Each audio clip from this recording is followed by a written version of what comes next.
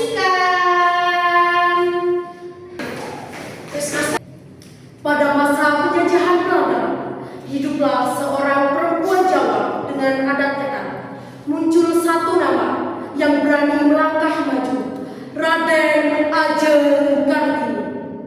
Melalui surat-suratnya yang diberikan kepada Estella, yakni sahabat pena dari Belanda, dia menemukan kekuatan untuk melawan batas zaman. Inilah kisah tentang api kecil yang menyala melalui tulisan.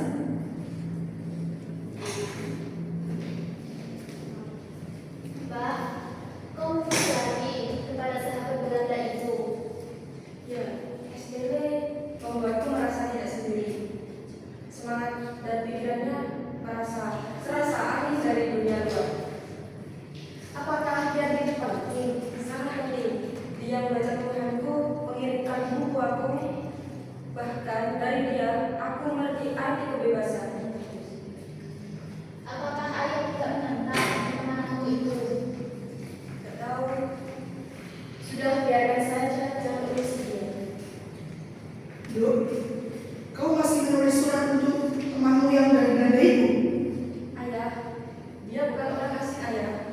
Dia sahabatku yang berani membuat aku bermimpi. Tapi kita keluarga bangsawan. Apa kata orang luar sana jika kau berteman dengan orang asing itu? Perempuan bangsawan itu tidak pantas terlalu akrab dengan orang Belanda. Itu mencoreng martabat keluarga kita. Ibu, justru jika kita tidak diam, itu bahkan yang membuat mencoreng keluarga kita. Kartini, lanjutkan apa yang kau yakini. Ilmu itu tidak memalukan siapapun. Iya Bu, terima kasih. Keesokan harinya di desa Cepasa, Lastri dan Bibi sedang berlayar di pesawat cepat. Lalu Kartini datang bersama adik-adiknya.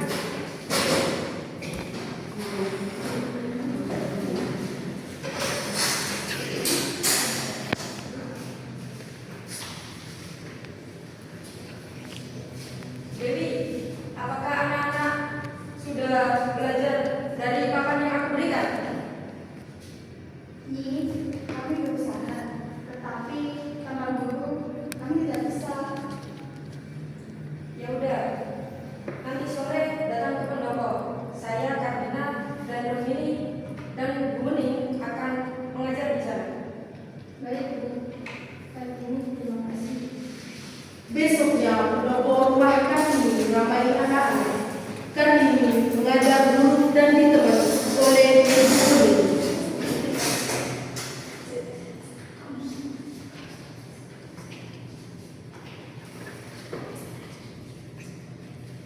Baik anak-anak, mari kita mulai dengan huruf A.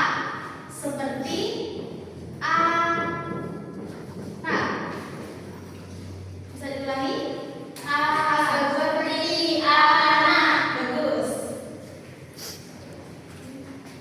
Dan B seperti buku.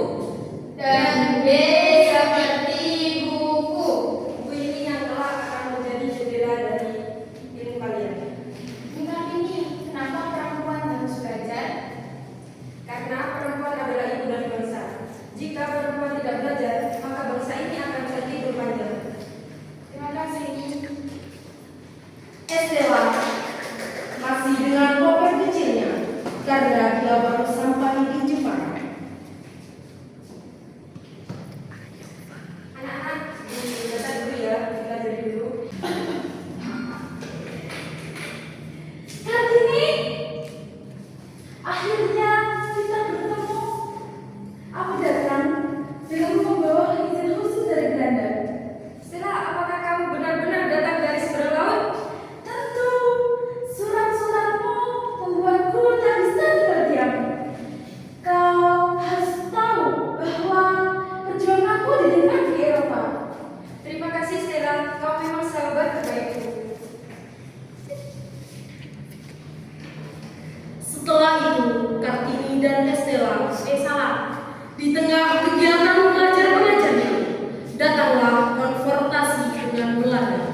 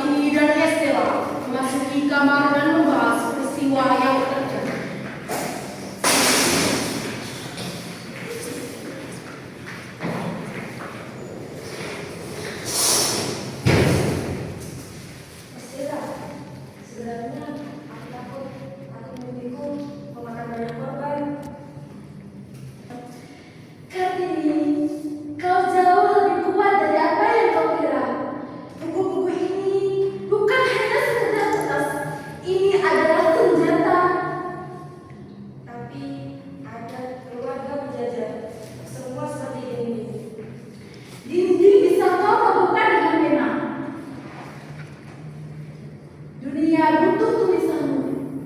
Kirimkan lebih banyak surat. Ceritakan semua. Biarkan dunia tahu apa yang terjadi di sini. Baik Stella, saya akan menulis banyak surat. Tiba-tiba ayah Kartini dan ibu tiri kami memasuki kamar Kartini. Dok, ada lamaran dari laki-laki mati. Ayah, aku menghormati pilihanmu ya, tapi aku nggak mau menghentikan mimpiku di sini. Tapi perempuan itu harus menikah, Dok. Itu kehormatan. Iya, Bu. Justru jika aku tinggal diam, bangsa ini dan perempuan di bangsa ini tidak akan bangkit. Dok, ayah ingin kau bahagia. Ayah sudah menemukan laki-laki yang pantas untukmu. Di Eropa, perempuan bisa menikah dan tetap berharga, Ibu. Tapi ini Jawa, jangan samakan kami dengan Eropa. Justru ini Jawa, Bu. Perempuan Jawa berhak bahagia dan berhak bisa seperti yang dibicarakan Stella tadi. Dok, turuti saja kata kami. Jangan bangga. Kami ingin masa depan maju. Apa kau dengar?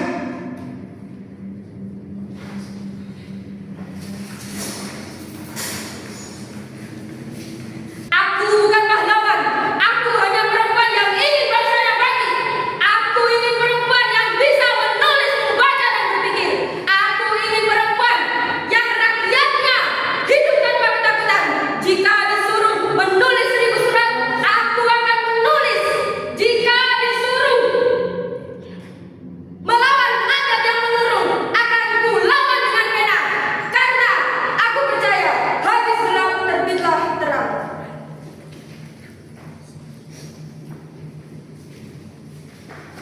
Pada akhirnya, Kartini memang harus menikah. Namun, surat dan perjuangannya menjadi warisan abadi. Dari sinilah, surat Kartini tersebut menjadi suara dan cahaya